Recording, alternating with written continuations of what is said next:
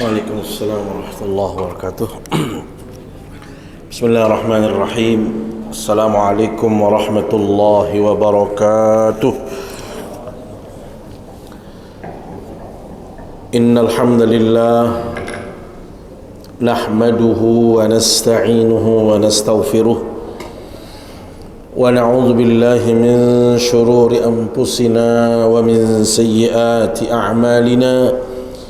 من يهده الله فلا مضل له ومن يضلل فلا هادي له أشهد أن لا إله إلا الله وأشهد أن محمدا عبده ورسوله اللهم صل وسلم وبارك على سيدنا محمد وعلى آله وصحبه أجمعين أما بعد.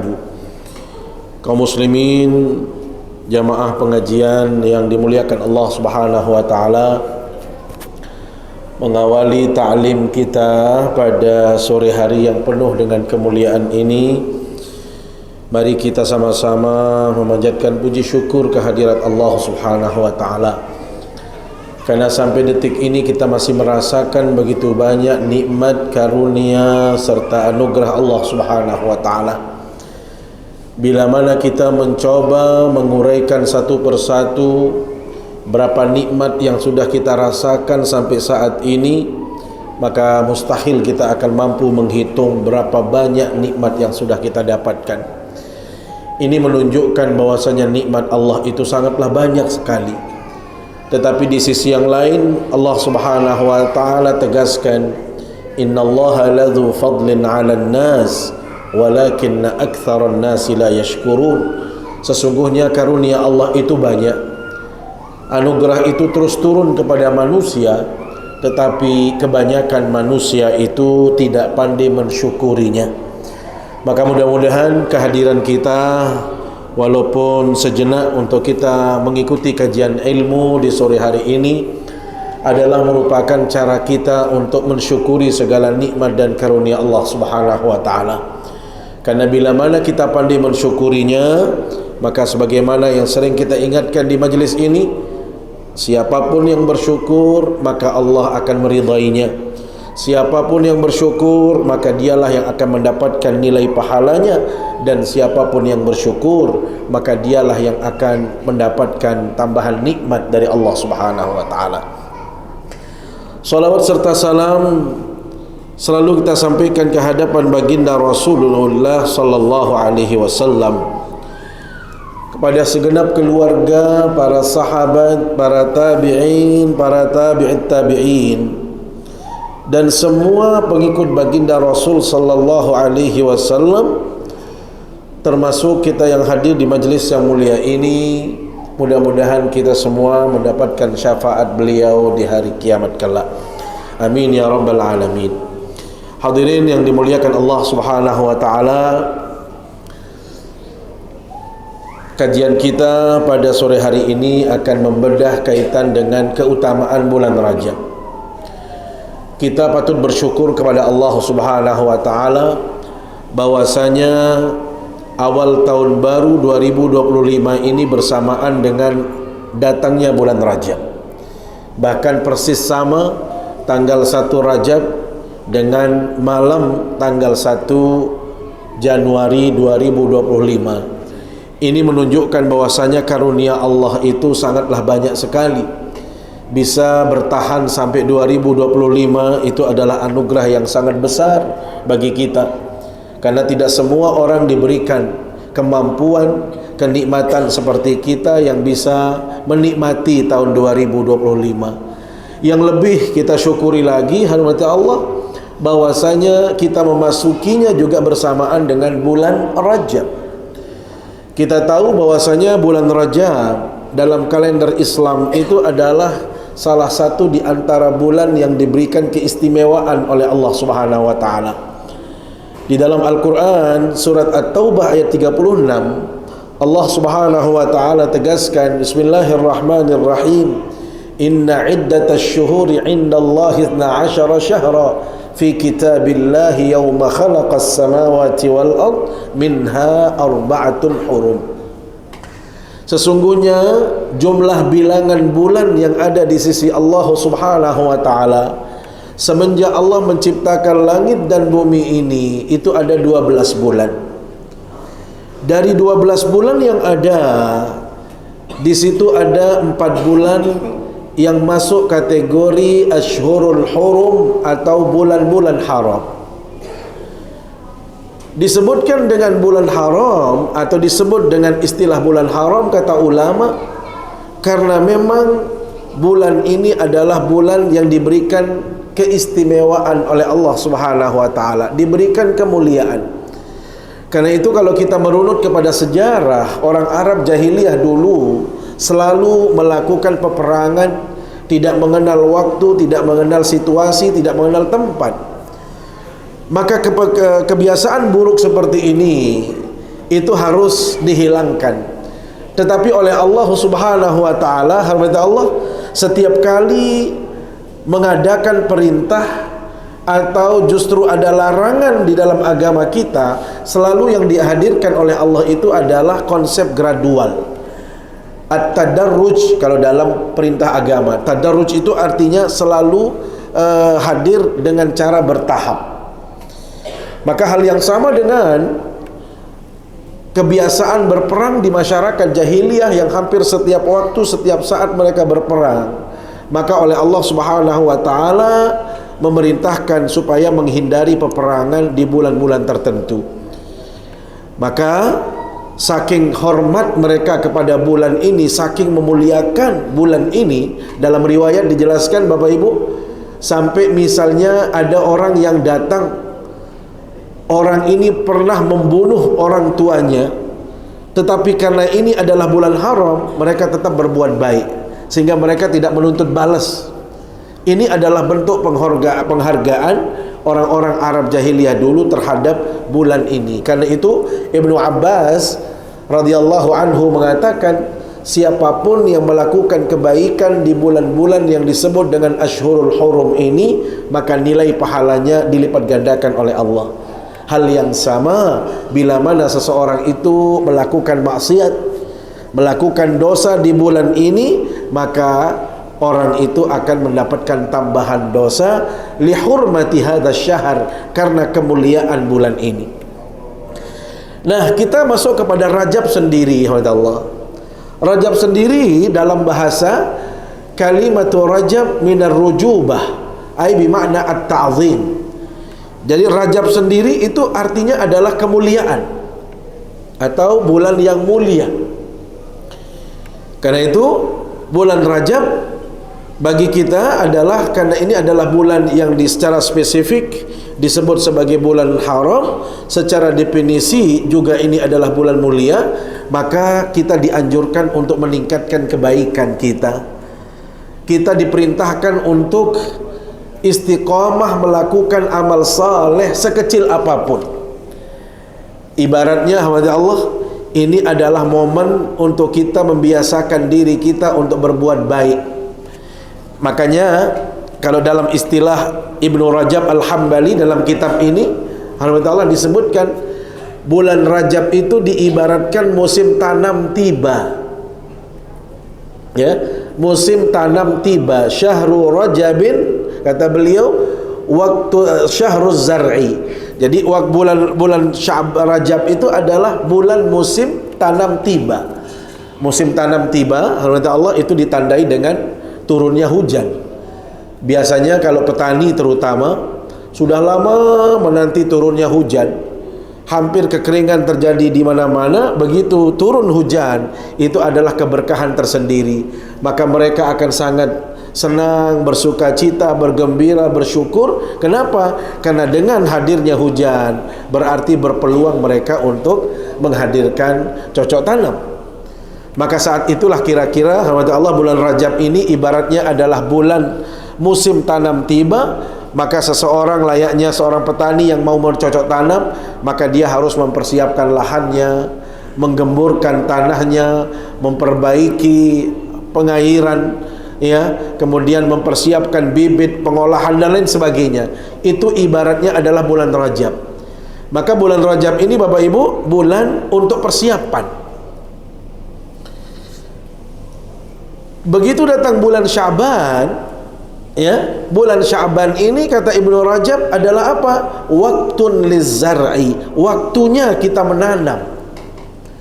Sehingga orang yang sudah mempersiapkan lahan dengan baik, kemudian bibit yang sudah siap, maka dia akan menanamnya terus, kemudian dia memeliharanya sampai memupuknya, mungkin membersihkannya dan lain sebagainya. Itu diibaratkan oleh beliau sebagai bulan Sya'ban. Jadi bulan Sya'ban ini adalah bulan kita mulai menanam, sekaligus kita merawat tanaman-tanaman yang sudah kita tanam tadi. Maka yang terakhir Bapak Ibu, itulah yang kita sebut dengan Syahrul Ramadan. Syahrul Ramadan itu kata beliau apa? Waktul hasadi, musim panen tiba. Musim kita menuai hasilnya, waktu kita untuk mengambil apa yang sudah kita tanam. Maka Bapak Ibu yang dimuliakan Allah SWT, tidak mungkin kita akan bisa memetik hasilnya di bulan Ramadan.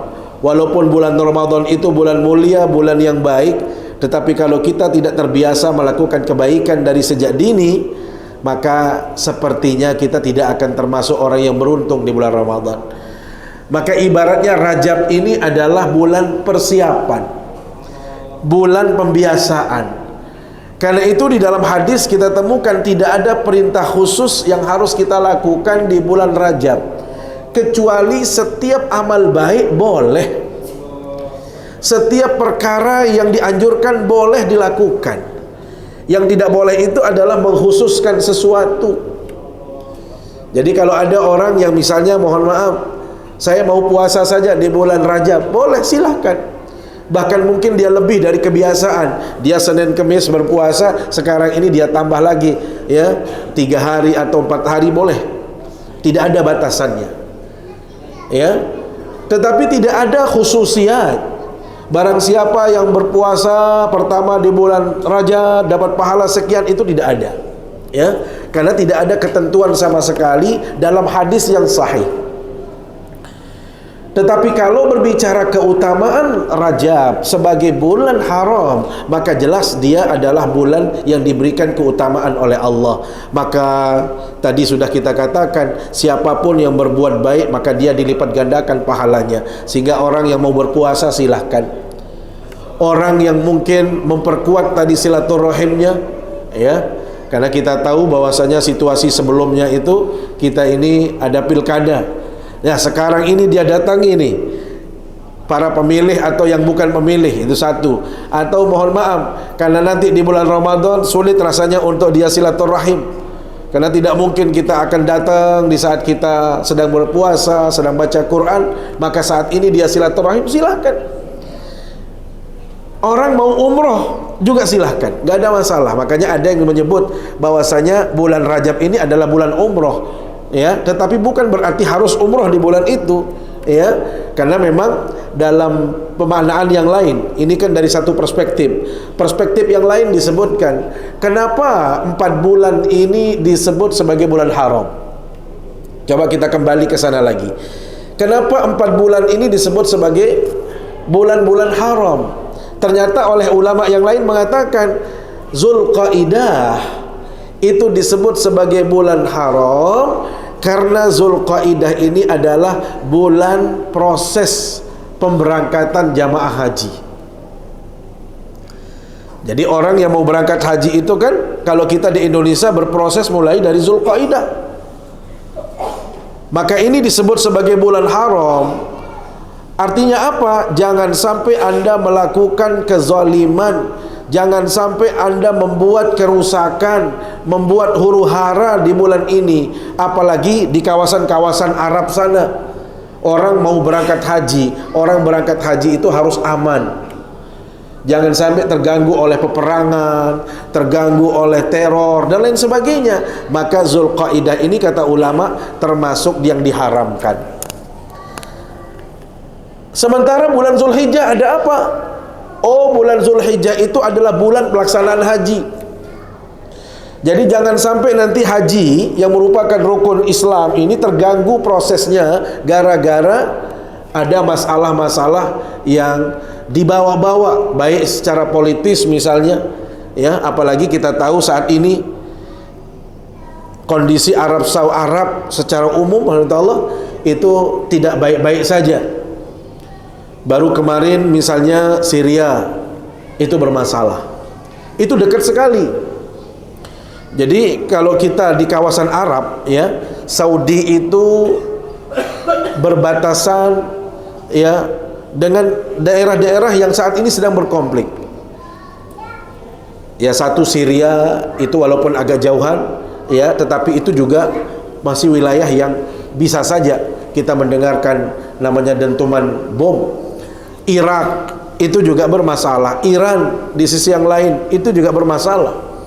Jadi hampir kawasan ini adalah kawasan yang bermasalah. Maka ada benarnya para ulama mengatakan, sebentar lagi bulan haji, tolong Anda harus redam ego Anda masing-masing, redam konflik yang ada. Jangan sampai terjadi konflik di saat orang mau melaksanakan ibadah haji, ya, sehingga yang terjadi kemudian adalah tentu terjadinya korban, kemudian tidak terlaksananya haji dengan baik, ya.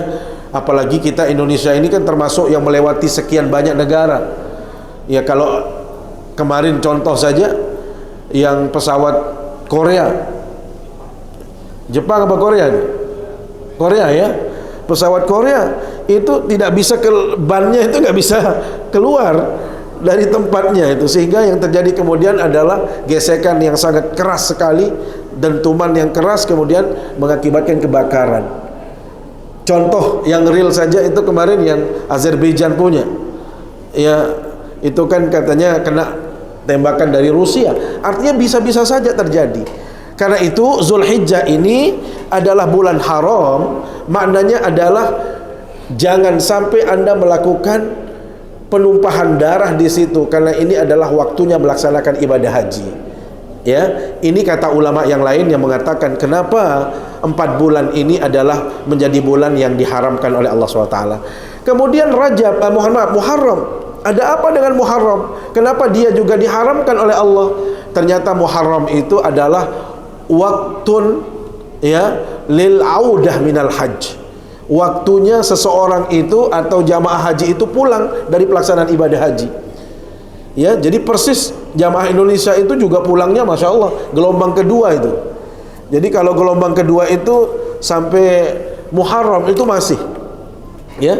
Jadi benar-benar apa yang disampaikan ulama juga ada benarnya, ya, atas apa yang mereka sampaikan. Nah, kaitannya dengan Rajab, kenapa Rajab sendiri itu berjauhan sendiri dengan bulan yang 3 tadi, tetapi dia diharamkan? Konon oleh ulama mengatakan ini adalah bulan yang sangat baik untuk melakukan umroh, ya. Jadi bulan yang dianjurkan untuk melakukan ibadah umroh, walaupun itu tidak tidak ada anjuran yang menunjukkan argumentasi yang kuat, dalil yang kuat. Tetapi di sini disebutkan wa ammal i'timaru fi Rajab faqad ruwiya Ibnu Umar radhiyallahu anna Nabi sallallahu alaihi wasallam i'tamara fi Rajab. Jadi dari Ibnu Umar disebutkan bahwasanya beliau baginda Nabi sallallahu alaihi wasallam melakukan umrah itu di bulan Rajab. Ya, wastahabbal i'timara fi Rajab. Dan Umar bin Khattab sendiri juga menganjurkan seseorang itu melakukan umrah di bulan Rajab. Artinya apa? Kebaikan sekecil apapun itu silahkan dilakukan.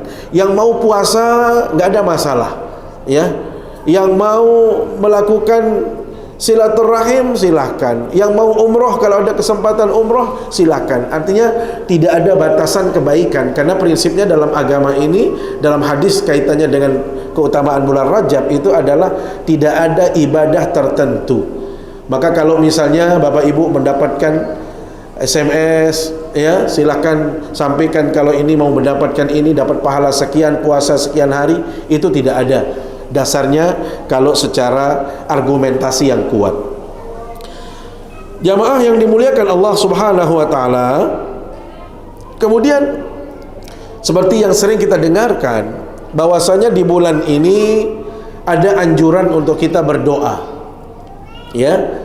Walaupun doa ini oleh para ulama mengatakan sanadnya dhaif, ya, tetapi karena para ulama mengatakan karena dia doa, maka doa apapun itu boleh, ya. Cuma masalahnya apakah baginda Nabi mengucapkan doa ini? Disebutkan dalam kitab An Anas qala kana Rasulullah sallallahu alaihi wasallam idza dakhala Rajabun qala Allahumma barik lana fi Rajab wa Sya'ban wa balighna Ramadan. Ruwaya Ismail Al-Ansari annahu qala lam yasih fi fadli Rajab ghaira hadzal hadis. Hanya ini yang terkait dengan keutamaan bulan Rajab. Hanya ini hadis yang berbicara tentang keutamaan Rajab, kata beliau. Tetapi disebutkan wa fi qaulihi nadhrun fa inna hadzal isnada fihi dha'fun. Memang secara sanad dia ada dhaif di situ. Tetapi oleh ulama mengatakan karena dia doa sebenarnya bebas. Kita mau redaksinya bagaimana juga boleh. Tetapi masalahnya baginda Nabi mengucapkan ini itu secara hadisnya, periwayatan hadisnya ada dhaif. Tetapi tidak ada masalah karena oleh para ulama disebutkan selama dia menyangkut motivasi beramal itu masih dibolehkan bagi kita untuk menghadirkan hadis-hadis yang lemah sekalipun. Nah, di dalam doa tadi Bapak Ibu yang dimuliakan Allah SWT disebutkan Allahumma barik lana, ya Allah berkahi kami di bulan Rajab, bulan Sya'ban, dan mudah-mudahan kami bisa sampai berjumpa dengan bulan Ramadan. Kalau kita lihat hadis ini Bapak Ibu, subhanallah, dalam lafaz hadis ini kita tidak dianjurkan minta kepada Allah itu harta secara kuantitatif. Ya. Di sini bukan lafaznya ya Allah jadikan kami kaya, ya Allah anugerahkan saya harta yang banyak, kesehatan yang prima, tidak. Justru di dalam hadis ini disebutkan keberkahan. Kalau begitu apa makna berkah? Berkah dalam bahasa Arab itu paling tidak mengandung 3 makna Bapak Ibu. Pertama, al-barakah ai luzumus syai'. Tetapnya sesuatu, artinya sesuatu yang selalu tetap, itu artinya barokah. Jadi kalau kita misalnya punya sesuatu, itu artinya selalu ada di saat kita membutuhkan. Jadi luzumus syai' itu artinya selalu ada. Jadi kalau sesuatu itu dikatakan berkah, maka selalu ada di saat kita perlu.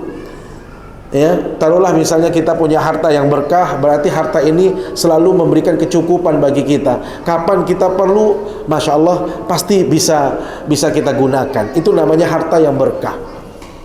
Jadi luzumus syai'. Yang kedua, berkah itu bermakna an-nama wa ziyadah. Bertumbuhnya sesuatu dan bertambahnya. Jadi tumbuh dan bertambah. Jadi namanya berkah itu adalah selalu ada tambahan dalam apa yang kita miliki. Makanya dalam doa yang dianjurkan oleh baginda Rasul SAW di saat kita minta itu adalah wa barakatan fir rizqi. Jadi kita tidak diminta untuk berdoa wa kasratan fir rizqi, yang rezeki yang banyak ya Allah, tidak, tapi kita minta berkah. Jadi kalau rezeki yang berkah misalnya Bapak Ibu, rezeki itu selalu bertambah dan selalu baik. Jadi bertambah kemudian berkembang. Kira-kira itu. Jadi kalau kita misalnya minta kesehatan yang berkah, ya, sehat yang berkah itu ya sehat yang selalu bisa membawa kita untuk melakukan kebaikan. Harta yang berkah berarti harta yang selalu mencukupi kita di saat kita memerlukan sesuatu. Keluarga yang berkah berarti keluarga yang bisa menghadirkan kesenangan, ketentraman di dalam kehidupan kita. Jadi istri membawa keberkahan, anak-anak juga membawa keberkahan, ya. Jadi bukan berarti harus banyak, tidak, tetapi nilai yang kita dapatkan dari sesuatu itulah yang disebut dengan berkah. Yang ketiga, rahmat Allah, yang disebut dengan berkah itu juga adalah ketenangan. Ya, jadi kita merasakan ketenangan dalam hidup ini, kenyamanan, ketentraman, itu semuanya adalah berkah. Makanya disebutkan al-barakatu ay az-ziyadatu fil khair. Jadi selalu hadirnya kebaikan dalam apapun yang kita miliki. Itulah makna daripada berkah. Maka perlu juga kita tingkatkan doa-doa seperti ini, terutama di momen-momen seperti ini, Allah, supaya kita merasakan kenikmatan dalam hidup ini. Karena mohon maaf, kita ini selama masih hidup itu pasti ada ujian. Ya. Kalau tadi pagi saya menyampaikan di kantor gubernur itu membawakan surat Al-A'raf, itu disebutkan bahwasanya orang-orang Yahudi itu selalu diuji oleh Allah SWT. Jadi klasifikasi orang Yahudi termasuk orang kita itu minhumus salihun wa minhum man duna dzalik. Jadi ada orang yang soleh sekali, tetapi orang soleh juga ujiannya berat. Ada yang standarnya di bawah soleh. Ada orang yang mohon maaf itu sama sekali tidak soleh, orientasinya hanya dunia. Nah kita ini juga merasakan ujian seperti itu. Kita menjadi orang soleh atau di bawah soleh sedikit, atau orang yang jauh dari kesolehan sama sekali.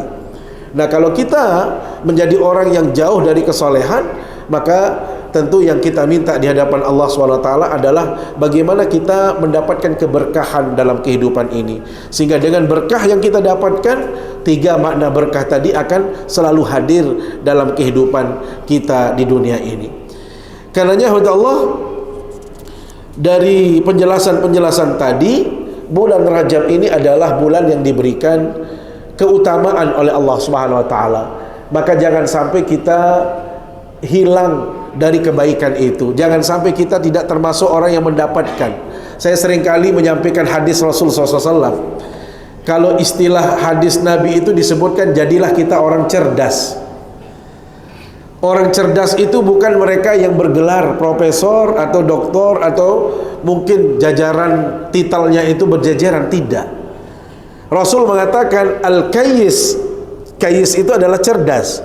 Ada 2 tanda orang cerdas dalam agama ini, Bapak Ibu. Apa itu?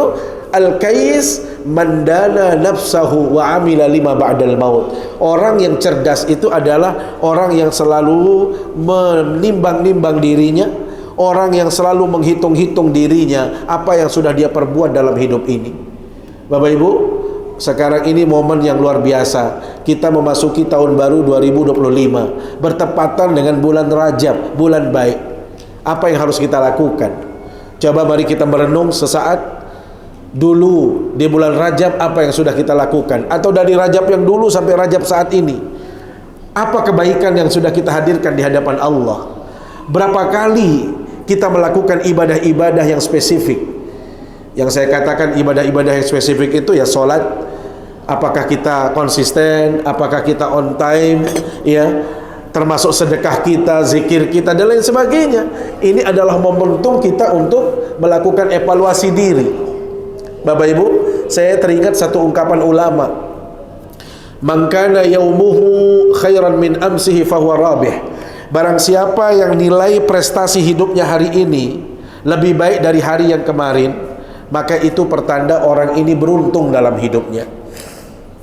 Yang kedua, wa man kana yaumuhu mithla amsihi fahuwa maghbun. Barang siapa di antara kita yang nilai prestasi hidupnya sama, Bapak Ibu, tahun kemarin ya biasa-biasa saja, tahun ini kelihatannya sama-sama saja.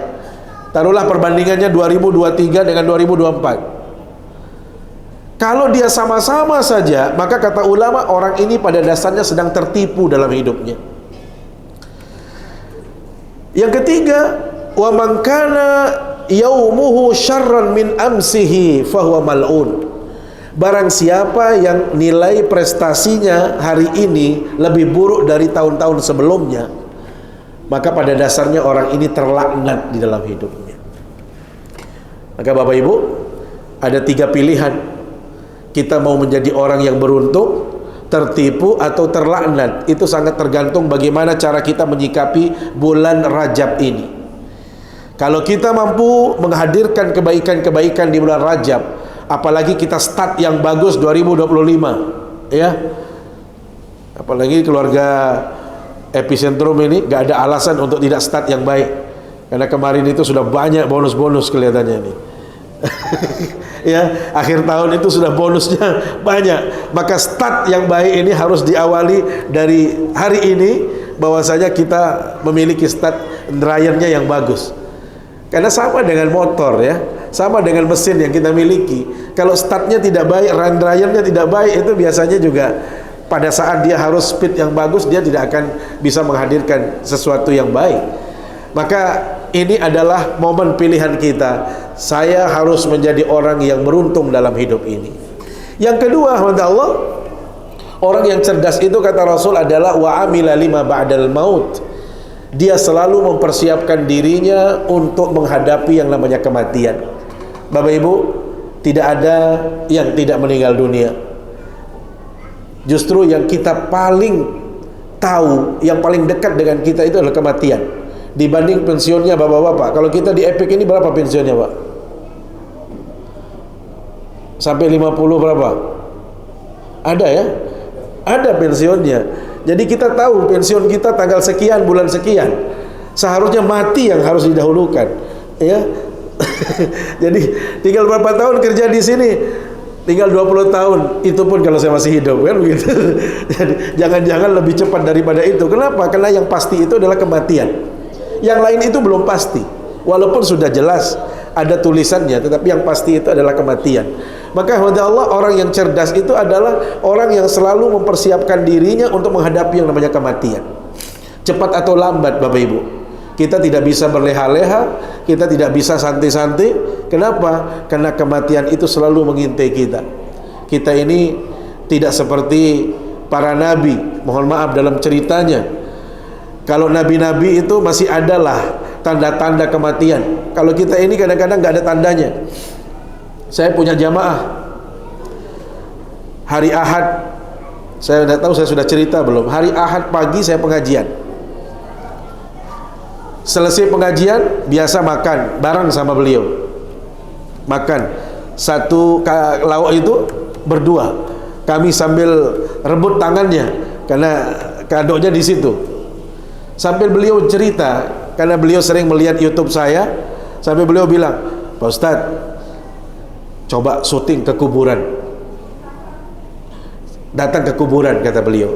Bagus tempatnya di situ. Kuburannya itu ya banyak tangga-tangganya dan indah, kata beliau. Jam 9 saya ditelepon, beliau meninggal dunia. Berarti seolah-olah beliau mengundang saya untuk hadir di kuburan itu. Jadi saya datang. Gimana makan bareng, cerita bareng. Sudah beliau minta saya datang ke kuburan. Ini menunjukkan apa? Kematian itu tidak mengenal siapapun, dan kita siapa yang berpikir kalau beliau akan meninggal, ya, karena pengajian masih dia hadir dan sangat sehat sekali. Nah, hadirin Allah, kalau kita benar-benar bijak di dalam hidup ini, kita tahu bahwasanya orang yang paling super sekalipun, orang yang paling sempurna seperti baginda Nabi itu kan meninggal dunia.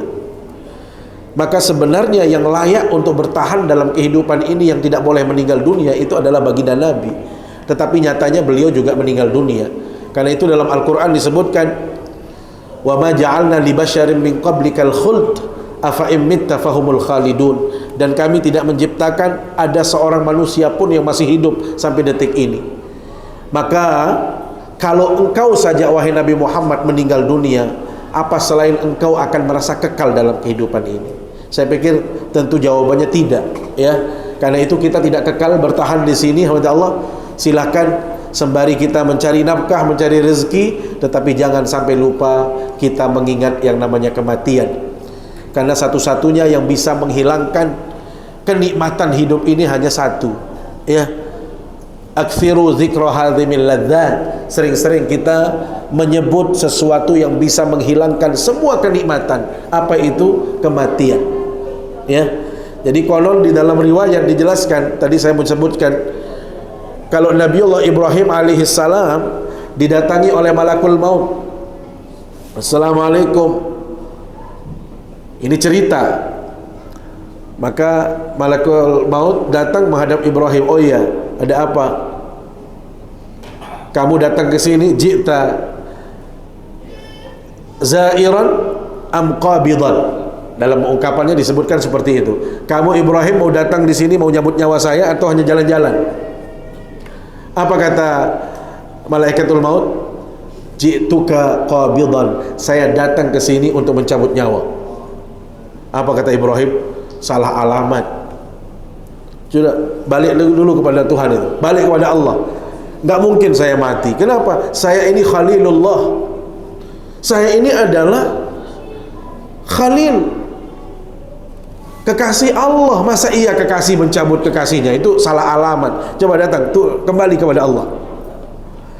Datang malakul maut kepada Allah. Gimana? Apa reaksi Ibrahim? Dia bilang, salah alamat ya Allah. Masa seorang kekasih mencabut kekasihnya?